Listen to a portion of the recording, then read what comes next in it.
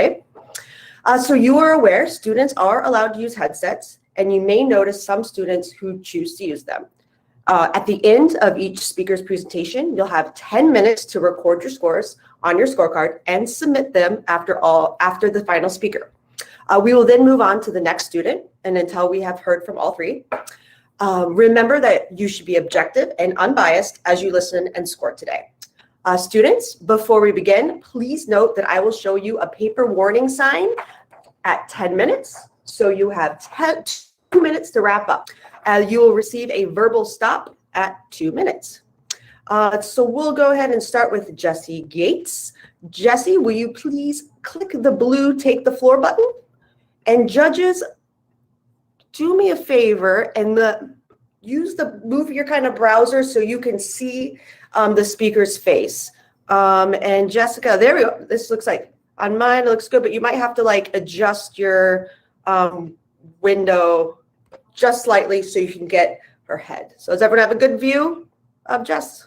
Awesome. Cool. Welcome, Jess. And speaker, you can start when the judges are ready. And I'm going to go ahead and start my timer real quick. And where's that one at? All right, 12 minutes starting now. Go ahead, whenever you start. My senior year of high school, all that was on my mind was prom, graduation, and my upcoming freshman year of college. I remember one Monday morning in mid-April, sitting beneath the walls of a classroom I'd been in for nearly 2 years, listening while my teacher presented a lecture, introducing the book we would be reading that week. This was the 8th book out of 12 we'd end up reading, so I was taking the afternoon off, daydreaming just a little. The class is University of Washington composition, and the book is Bone by Fei Mian Eng, a brutal story that takes place in the heart of San Francisco's Chinatown that would color my views on love, family, and loss for the rest of my life. Even today, I'll sit back and I'll think about Layla and her relationships with her sisters, but back then I was just too caught up in my own world. I mean, come on, I was 17. And as I continue my daydreamy stare around the classroom, I start focusing in on my classmates, all seniors, like me, most of whom I've known since elementary or middle school. I start thinking about their parents, their prom dates, where they're going to college in the fall. We're not a very diverse group, I'll tell you that much. The students of Eastlake Public High School are the product of Amazon, Microsoft, and Boeing engineers and executives. We were white and wealthy, at least the vast majority of us. No reason to pay attention in class when you've already put down a deposit at college, right? And then my eyes catch on my teacher, and I can tell I'm in trouble. Her name is Miss Horner, the greatest teacher I have ever had, the only Black teacher at our high school, and one of the only educators of color I've ever had. Our eyes lock for a second, and suddenly I can feel my hands turning the pages of my notebook, and Bone sounds like the most interesting book that I've yet to read. But to tell you all the truth, I've actually always loved to read. From first grade on, my parents learned that I would not be going anywhere without a book in hand. I even remember sneaking books under my mattress so they wouldn't find me up reading past my bedtime. And as I got older, the stories changed, from Jack and Annie's Magic Treehouse to Harry Potter and Percy Jackson. Stories where the hero always prevailed, and the hero always looked like me. Eastlake was always comfortable for me. It never pushed me too hard. My teachers and my curriculum were built inside of a system meant to keep my peers and I safe and comfortable inside of our bubble. Our English classes were full of The Great Gatsby, Romeo and Juliet, and The Scarlet Letter. Books written by old white men for young white kids to analyze for generations. But my school district wasn't comfortable for everyone. My very favorite teacher, Miss Horner, grew up in the same suburb as me. She went to our rival high school, Redmond, and read the same books in her English classes, surrounded by her white peers. I remember hearing her talk about how isolating that experience was, being the only person who didn't fit in, the only person who the story was not about. My school's University of Washington composition class was known for breaking the bounds of what was considered acceptable by our school district. Every year, the class reading list would be posted, and every year, parents would complain. They would say, Where's the Shakespeare, Nathaniel Hawthorne, F. Scott Fitzgerald? Who were these authors they'd never heard of, and what made their books any good? I'll tell you. The authors were Toni Morrison, Chimamanda Ngozi Adichie, Carla Trujillo, and Louise Erdrich. Female authors of color with some of the most amazing stories I'd ever read. The first book we read in Miss Horner's class was The Namesake by Jhumpa Lahiri, which, to tell you the truth, was the first book by an author of color I think I'd ever read. The Namesake focuses in on a young Indian boy named Gogol Ganguly, named after his father's favorite author, the Russian Nikolai Gogol. As we follow Gogol from his childhood through to his eventual adult life, we see him struggle to find his place in the world. An Indian boy living in America with a Russian first name. And even though I didn't look anything like the characters in Lahiri's story, the more I read it, the more I found myself finding pieces of me in her book. The Namesake taught me about identity and the ways in which we let ourselves be defined. And as I finished The Namesake, I found myself relating to Gogol much more than I'd ever related to Juliet Capulet or Daisy Buchanan. At my senior year graduation, Ms. Horner was chosen to give a speech to our graduating class. Having graduated only 3 months after the Parkland school shooting, she gave a speech about hope and using our voices and paving a path to the future. She talked about the Black Lives Matter and March for Our Lives movements and how we would be the generation to make or break it all. I found it to be awe-inspiring and amazing, but the entire car ride home, my grandparents couldn't stop talking about how that teacher made things too political. Instead of congratulating me on my accomplishment or even asking how I, her student, felt about the speech, they just made a snap judgment. Just like the parents with the class reading list, they had judged a book by her cover, and apparently they didn't like what they saw. That Monday morning in mid-April, something sticks out in my memory. I remember scanning the walls and my eyes caught on an image they passed over hundreds of times. It was a black and white print image of the Little Rock Nine on their first day at the previously all-white Central High School. The image focuses in on Minnie Jean Brown Trickey walking solemnly into her first day of school. Behind her, I can see her white peers jeering, and one even appears to be spitting on her. Recently, I caught up with Miss Horner.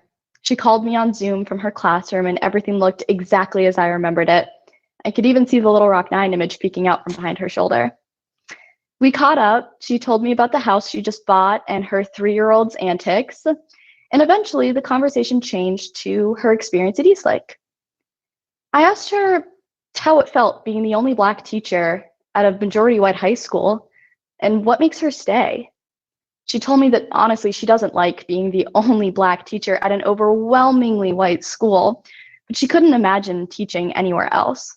She told me that she has the opportunity to create change at our school more than she would anywhere else in the world. She has the opportunity to break students like me out of our bubble of privilege. Ms. Horner serves as our school's Diversity, Equity, and Inclusion Chair and is Eastlake's union representative. She has the opportunity to leverage her position as an educator to teach her peers. Under her advisement, Eastlake has formed its first ever equity board made up of both students and staff. And her few Black students, they've formed Eastlake's first ever Black student union, whose numbers are only continuing to grow. As she told me this, I thought about asking if she'd received any pushback, negative feedback from parents who didn't like the changes that she was making. But if Eastlake had taught me anything, I didn't need to ask. I already knew the answer. As I finished this call with Ms. Horner, she asked me how I'd like to be remembered. Years after she was my teacher, she will always be the educator that had the greatest impact on me. She colored the way I see the world and how I interact with people to this day. And as we wrapped up this call, I caught another glance at the Little Rock Nine image behind her. But this time, instead of focusing on Minnie Jean, I was looking at the white students in the background, the ones who were jeering and screaming, spitting and throwing things on the one person making change. How do we let it come to pass that the person responsible for making change is the person that is the most hated in our community. Is this how we want to be remembered 67 years from now? What about 20, 10, 5 years from now? What about tomorrow? Is this who we want to be? Is this how we want to be remembered? I think one day I would like to be a teacher. I'd like to help mold kids into better humans the way that my teachers helped shape me. The problems within our education system are apparent. School county lines are as gerrymandered as the districts that draw them. Black and brown kids get less funding and access to education, while white students like me get to continue living in our bubble of privilege. But what can I, as a white educator, do to make a difference? I can be an advocate, an amplifier for the voices in my classroom that never get a say in their own education. I will do my best to create an environment where Black and brown teachers feel safe educating alongside me. I will fight against the censorship of an all-white curriculum for a class reading list comprised of Beloved, Americana, What Night Brings, and Funny Boy. To create a classroom environment like Miss Horner's, where we were encouraged to express our free speech, from the books that we read in class to the discussions that we had. To create a classroom environment where every author, every teacher, and every student's story is freely told, regardless of how many kids look like the main character in the book. Thank you.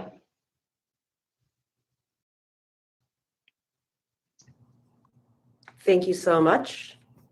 And next up, we have, after each speaker, the judges have 10 minutes now to judge. And I will set my timer. I'm sorry, Natalie, I can't hear you. Oh. Can you hear me now? Yes. Okay, perfect. Thank you. The judges have 10 minutes, and I'm going to set my timer, and I will let y'all know when the next speaker can come up. Judges, 10 minutes.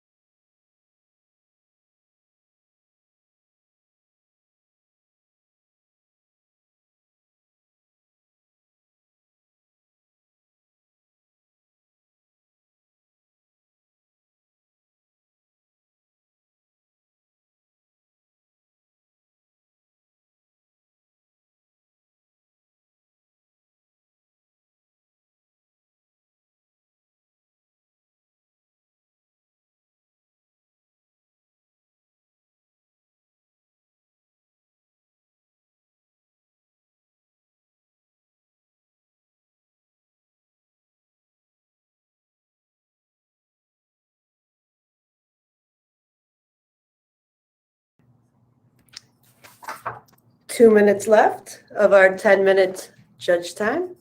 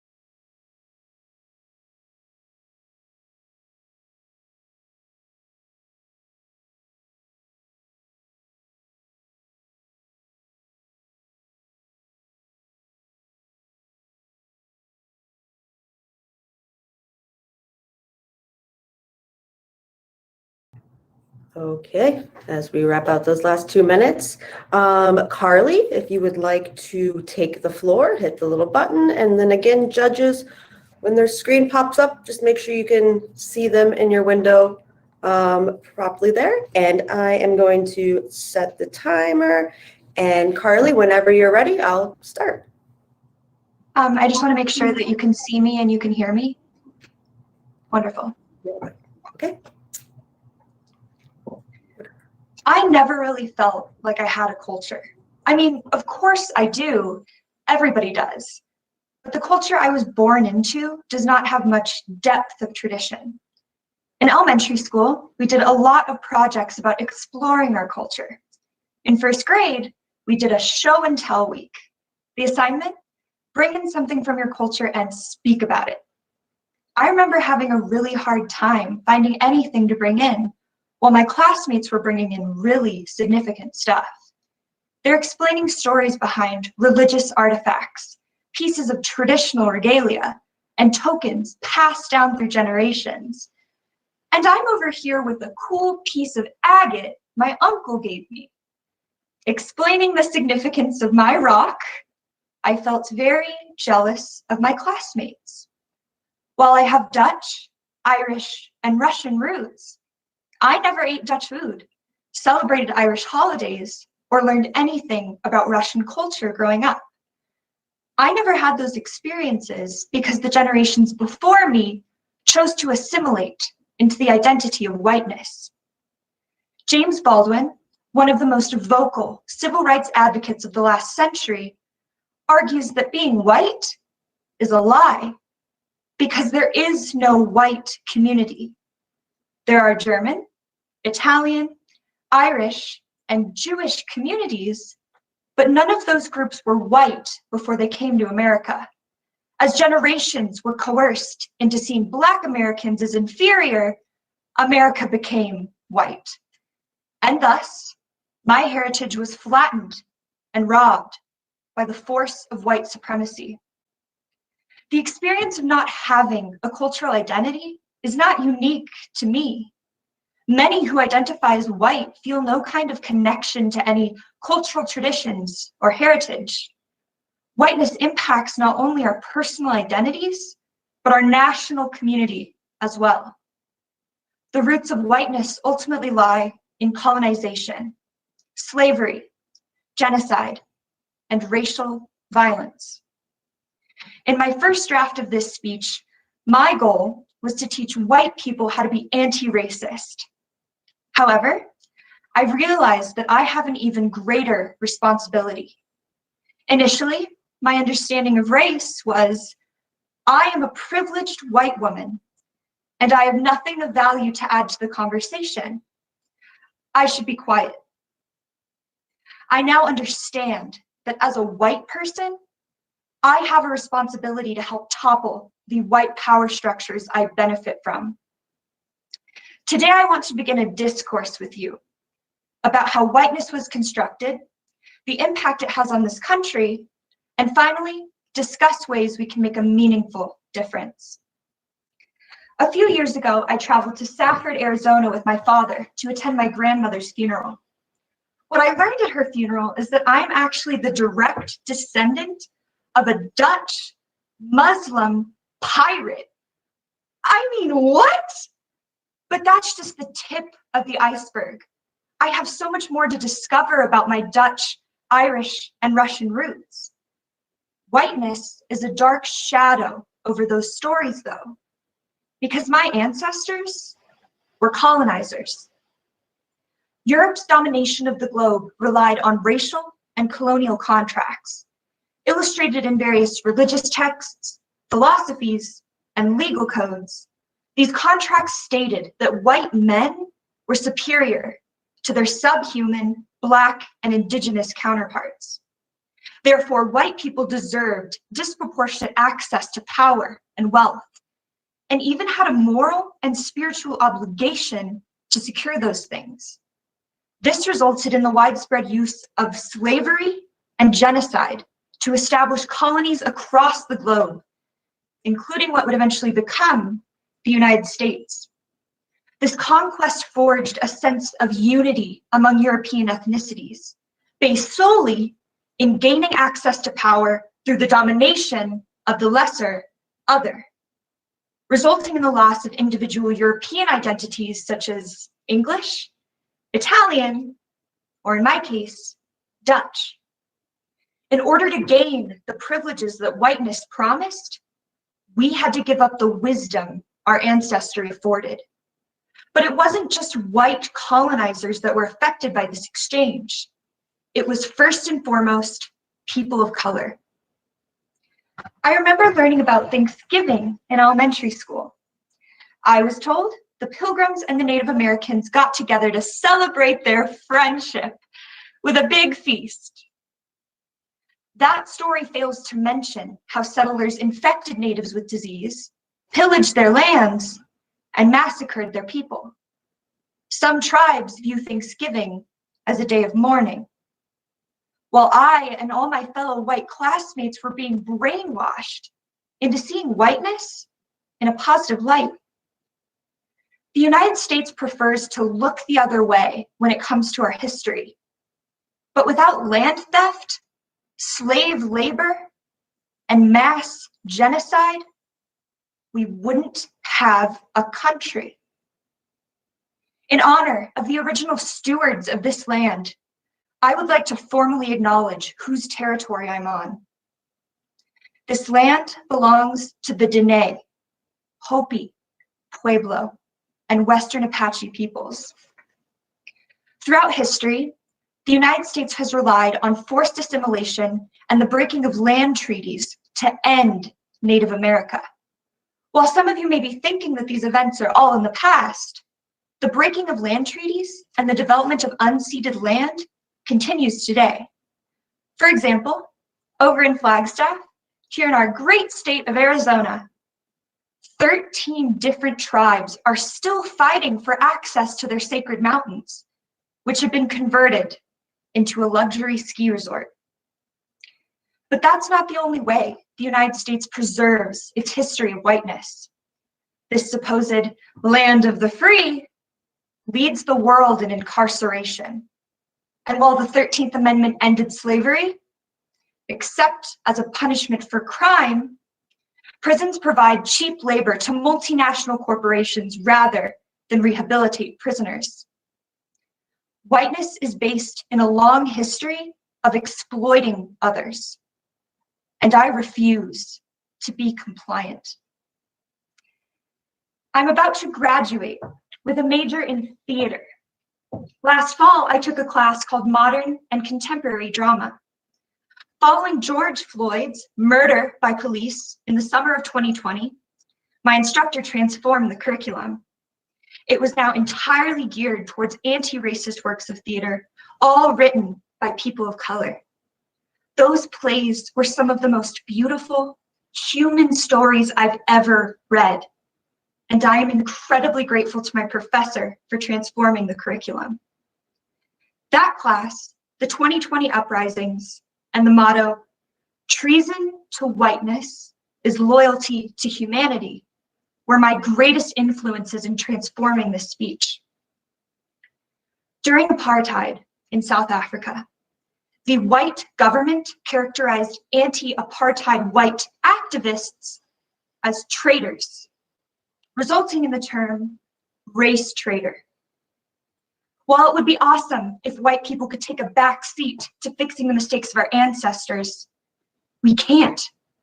While it would be easier to act as though we are not personally affected by whiteness, we are. In order to be effective in abolishing the whiteness that harms us all, we too must become race traitors. Engaging in anti-whiteness implies that we help our fellow human beings in their fight for liberation. In church, at work, and at home, a white race traitor seeks to elevate BIPOC voices. They aren't afraid to speak up against bigotry. They watch movies, read books, and listen to podcasts produced by people of color. They demand equal access to opportunity from their elected officials. They provide mutual aid, whether that's bodies for a protest or reparations to the Black community. They believe it when they say Black lives matter. They know what anti-Asian hate looks like. They support the Land Back movement. They begin this journey where they are, and they continue it for the rest of their lives. White supremacy may be a shadow in my family's legacy, but my foundations also lie in the power of love. My grandfather, Dr. George Hazelhurst, was a holistic physician who wrote several books on love. I can sum it up with the following. When we learn to love ourselves, we can love everybody else. My grandfather's belief that love is the key has rippled throughout my entire family. This is the one piece of family culture I am proud to call my own. It is not rooted in whiteness, but in absolute unity. By aligning ourselves with Martin Luther King Jr.'s vision of the beloved community, new avenues of culture become possible. With love for others as our foundation, we can nourish a unified yet diverse culture, one that takes healing from colonialism and slavery seriously. We can nourish a culture of love by ending our commitment to whiteness today. James Baldwin put language to this by saying, "Love has never been a popular movement, and no one's ever wanted, really, to be free. The world is held together by the love and passion of a very few people. Walk down the street of any city, any afternoon, and look around you. What you've got to remember is that what you're looking at is also you. Everyone you're looking at is also you." Baldwin helps us to see ourselves in others. And when we do that, we can extend love and compassion in the exact way our ancestors failed to. From the ashes of an oppressive culture, we can nourish a community of love.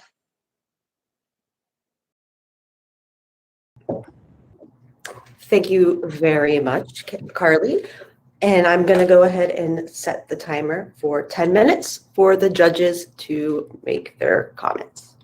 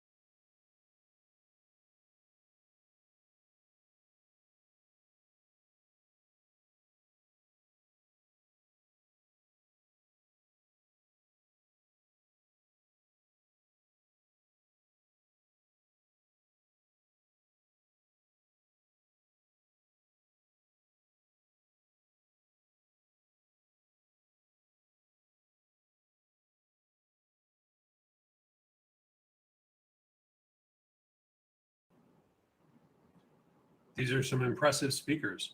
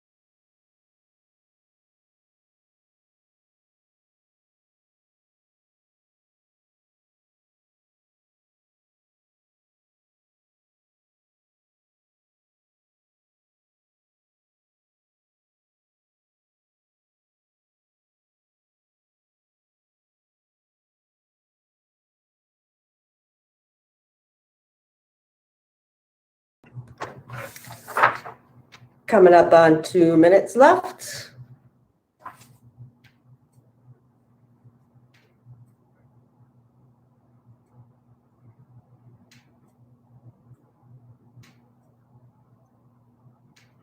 And Carly, if you can hit the button to not be on the floor.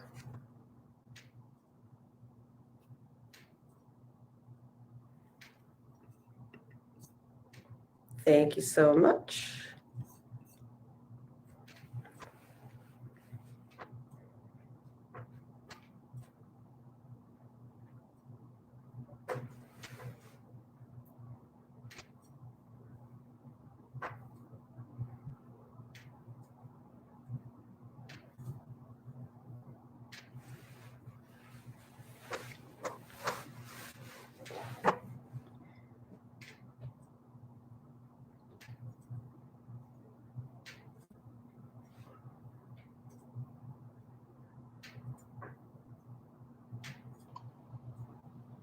Natalie, can you hear me okay? I can. So my video is, every time I try to turn it on, it's frozen, but everything is still working. It just won't turn on. Okay, no problem.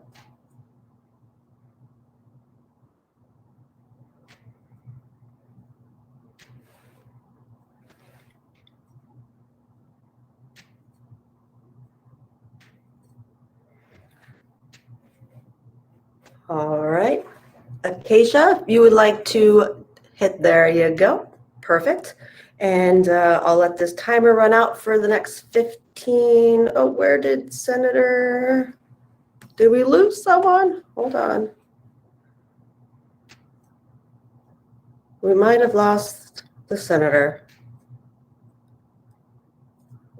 Hold on just a second.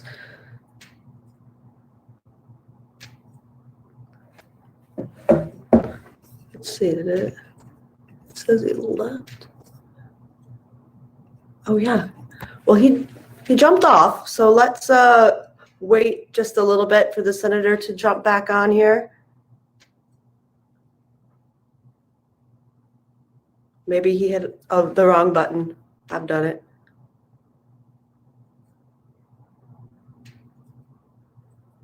Okay. Hear me okay and see me okay? Perfect. All right, so let me just text support and let them know that we have a judge MIA.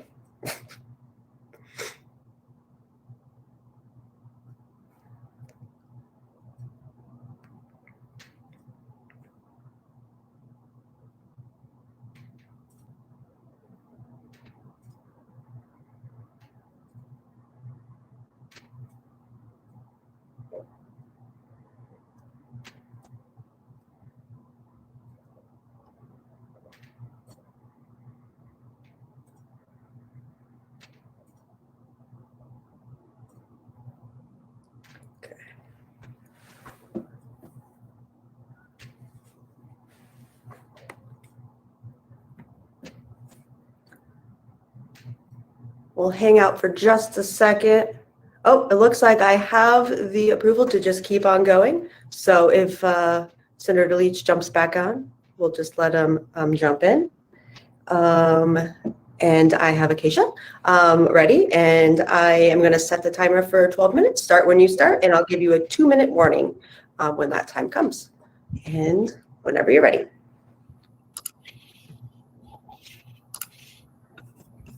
When I was in 4th grade, my very fair-skinned mother got remarried to a Persian man.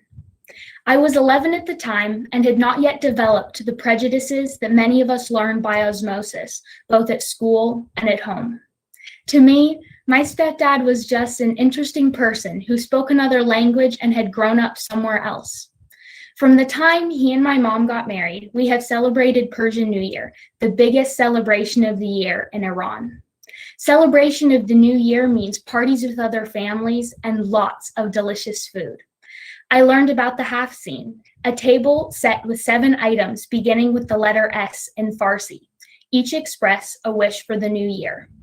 Apples for beauty, vinegar for wisdom and patience, wheatgrass for rebirth, garlic for good health, dates for love, and pudding made of wheat for abundance. All of this is set on or in front of a mirror, both to show the abundance created by reflection and to encourage self-reflection as we enter a new year.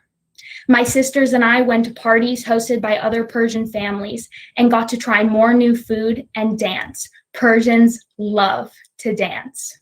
We even have hosted several parties over the years and learned all that goes into planning a party and how to serve as good hosts. For me, having a Persian stepdad has never meant having an outsider or someone foreign as a part of my family. It has only ever been an adventure filled with discovery and learning. For nearly a decade now, I have grown up in a partially Persian family. It is my adopted culture now. One of my favorite things about Persian culture and Persians in general is how kind and welcoming they are. Family is the most important aspect of their lives. As soon as my mom and stepdad got married, we were enveloped in the bubble of love that is Persian family. I gained another set of grandparents, 4 aunts, 2 cousins, and that's just the immediate family. Even an ocean away, the family always asks about us on the phone and wants to know what we're up to. And of course, there is always at least one suitcase full of gifts for us, people most of them have never even met when my mom and stepdad return from their trips. We have also been fortunate to host my stepdad's parents for a few months, so have met and interacted with them. Something that has really stuck with me about their visit through the years is how inconsequential the language barrier is to them. During their visit and to this day, they radiate love and kindness so that I feel it, without being able to speak more than a few words of Farsi and them of English. Since all of the family still lives in Iran, my sisters and I have not been able to go back and visit. But my mom has been 3 times and never has anything but wonderful things to say about the way she is treated. Despite speaking only elementary Farsi, she is accepted as a full-fledged member of the family. For me, having a Persian stepdad meant bigger family, more love, and an eye-opening cross-cultural education. Unfortunately, for some, these differences looked like insurmountable disparities, foreignness, and even terrorism. As you are probably aware, tensions between Iran and the United States have been high for several decades, nearly coming to blows more than once. In 2017, there was a Muslim ban instituted, banning travel to the United States from several Middle Eastern and African countries. Thousands of visas from those countries were revoked, Iran included. It was a scary time for my family, as we were afraid of my stepdad being deported. He had been here for 20 years and could have been taken into custody and detained solely based on a xenophobic and frankly racist executive order. I honestly don't know what we would have done had that happened. Around the time the order was signed, I was on my high school's basketball team, and one day at practice, one of my teammates and I were discussing the ban. She insisted that all the countries on the list were justified in being there because they were countries that had produced terrorists. We were doing a layup drill, so she ran to take her turn, and I just stood there for a moment, stunned, left to process what she had just told me. Once I had taken my turn and gotten back in line behind her, I refuted her claim, seeking to defend these misjudged countries, Iran especially. I explained to her that in fact no terrorists had come from any of the countries on the list. I felt the need to correct my friend because her belief was based on incorrect information, a problem unfortunately shared by many people, but also because her persistent refusal to believe that people in the Middle East could be anything other than terrorists felt like a personal attack. Through my stepdad and his family, I knew many Persians, and not one of them was anything but warm and kind. So I could not stand by while someone continued to believe that all Iranians were terrorists. I shared my personal connection to Iran with her and my experience with Persians in an attempt to change her mind and help her see a new perspective on the issue. One more holistic and without the lens of xenophobia and racism. Unfortunately, my teammate was very stuck in her beliefs and seemed only to see red on this issue, which didn't surprise me since I knew her to be a fairly stubborn person. I hoped that by correcting my friend, I would help educate at least one person, and maybe she would pass on what I had told her. Despite how uncomfortable these conversations might be, they are important exercises in informal civil discourse. Although this may not have been the case for my teammate, the events of last summer surrounding the resurgence of the Black Lives Matter movement have shown the willingness of people to listen and educate themselves on these important issues. Many people, young people especially, are choosing to educate themselves and forming their own opinions rather than basing their political beliefs and ideas upon what their parents say. This behavior and desire to change and make change gives me hope and makes me proud of my generation, all we have accomplished, and all we will continue to accomplish. Had my mom never married my stepdad, I would likely have never had a connection with a culture that was not my own. I may not have been as open-minded as I am today. I may never have applied to go on a short-term foreign exchange to Ecuador. In the summer of 2018, I had the incredible opportunity to participate in a Rotary International short-term exchange to Manta, Ecuador. At 15 years old, I traveled alone from Phoenix to Ecuador, where I lived and attended school for 6 weeks. It was my second time traveling abroad and first time traveling alone, let alone internationally. This experience changed my life forever. I came to appreciate a completely new culture and way of life as I fell in love with Ecuador and its people. I became fluent in Spanish and discovered a true passion and career direction for my life. I want to use my love of languages and international culture to ensure that business among cultures and countries is based on commonality and sensitivity to diversity. This is what led me to studying international trade at my university. But when I returned to Arizona, after hands down the best 6 weeks of my life, I was depressed. I felt like I was standing alone in a crowded room, shouting while no one could hear me as I tried to explain all that I was feeling, but no one understood. Now I'm a very cheerful person, and with the exception of this instance and 2020 as a whole, I have had little cause to ever feel this way. But my experience in Ecuador had such a severe impact on me as a person. I felt like I came back home to the United States trying to fit inside the acacia-sized hole I had left behind. But I wasn't the same acacia. I had grown and matured in ways I can't even begin to explain, but I knew that I was different. I had a new home 3,000 miles away from my one in the United States, and I couldn't go back. Ecuador not only opened my eyes to the world, it opened me to the world as I truly experienced life in another country. It ignited my wanderlust and love of foreign languages. All of the incredible and influential experiences I had in Ecuador may not have affected me in the same way or even have happened had I not begun my adventure with the perspective of having a stepdad of a different culture. I had already accepted and absorbed Persian culture into my heart, so making room for Ecuador was easy. After my short-term exchange in Ecuador, I had actually planned to do a long-term Rotary exchange to Italy as a gap year after graduating high school. After independently studying Italian for a year, I was not chosen to go to Italy, but was going to be sent to Belgium instead. So I switched gears and started learning French to prepare for the adventure of a lifetime. Then COVID happened and I had to switch gears once again and get ready to start college a year earlier than anticipated. Now, I am studying business with an international focus where my passions of business, languages, and international relations are perfectly combined. The most recent and arguably the best thing I gained from my mother's union is my youngest sister. She is half Persian and therefore will be a woman of color. Although she may be white passing, her experience has the potential to be far different than that of my other sisters and I. I wish that didn't matter. But in today's world, it does. I wish it didn't matter that her skin will darken in the summertime as she tans. I wish it didn't matter that her eyebrows are large and thick and may turn into a unibrow one day. But it does. This is her reality and the reality of so many like her. I hope this will change in the future, not only for her sake, but for all of the children and people of color in our nation, a nation composed of people from countless ethnicities, races, and religions. It is because of this and so much more that I wish to be a part of the change that is happening in the United States, surrounding free speech as it concerns racial justice and the promotion of civil discourse regarding these issues. I hope that by sharing with others my experiences regarding multiculturalism, they can be a reflection of what it means to have an open mind and an open heart.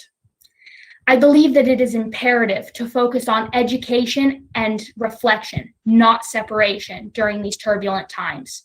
I myself have so much more to learn, but I am committed to the process, and I plan to continue to promote civil discourse throughout and beyond. Thank you. Thank you, Acacia. And we'll now give the judges 10 minutes to fill out their scoring card.